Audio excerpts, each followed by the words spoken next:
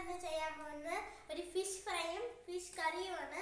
അപ്പം നമുക്ക് ഫസ്റ്റ് ചെയ്യാൻ പോകുന്നത് ഫിഷ് ഫ്രൈയിലേക്കാണ്. Let's go guys. അപ്പം നമ്മൾ ഈ മീനാണ് ഉണ്ടാക്കാൻ പോകുന്നത്. നിങ്ങൾ പാലക്കാട്ടിൽ കട്ട്ല എന്ന് പറയും.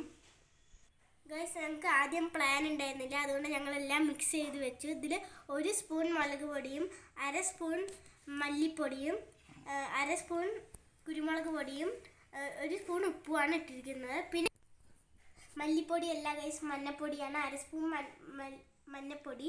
ഇനി നമുക്ക് ഇതിലുള്ളത് ഇഞ്ചി വെളുത്തുള്ളിയും പ്ലസ് കുരുമുളകും പിന്നെ പെരിഞ്ചീരകമാണ്. നമുക്ക് ഇത് മിക്സ് ചെയ്ത് ഇതിലേക്കിടാം. ഇനി നമ്മൾ ഒരു പകുതി നാരങ്ങ എടുത്തിട്ടുണ്ട്, പിഴിയാം.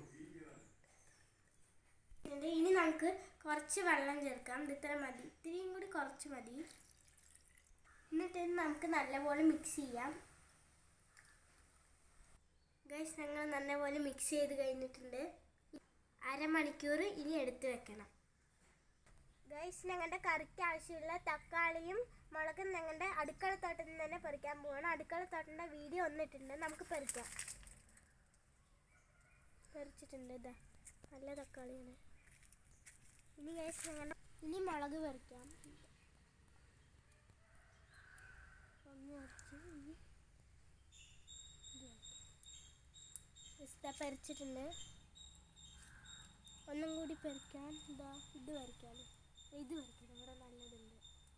ഇതാ ഓ ഗൈസ്, 2 വഴുതിരിങ്ങ ഏകദേശം ആയിട്ടുണ്ട്. ഗൈസ്, ഞങ്ങൾ തക്കാളി മുറിച്ചിട്ടുണ്ട്. ഇനി നമുക്ക് മുളകും മുറിക്കാം. വറുക്കാൻ തുടങ്ങാനും നമുക്ക് വെളിച്ചെണ്ണ ഒഴിക്കാം. ഒഴിച്ചിട്ടുണ്ട്.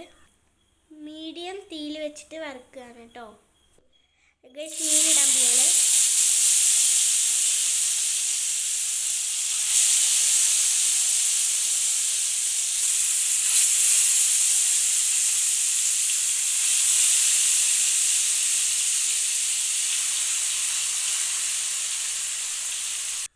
ഗൈസ്, കറിവേപ്പില പറിക്കാൻ പോവാണ്. അത് നമ്മുടെ വീട്ടിലത്തെ ചെടിയിൽ നിന്നാണ്.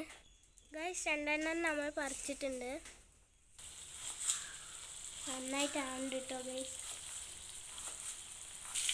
ഗൈസ്, അങ്ങനെ മറിച്ചിട്ട് കഴിഞ്ഞു.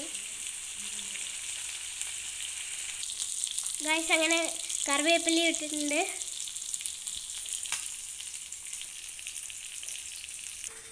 ഗൈസ്, അരച്ച് റെഡി ആയിട്ടുണ്ട്.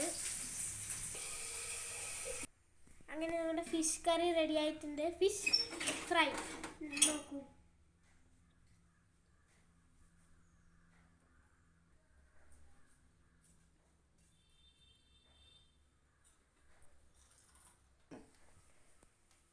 നമുക്ക് നാരങ്ങ വേണ്ടി കഴിച്ച് നോക്കാം.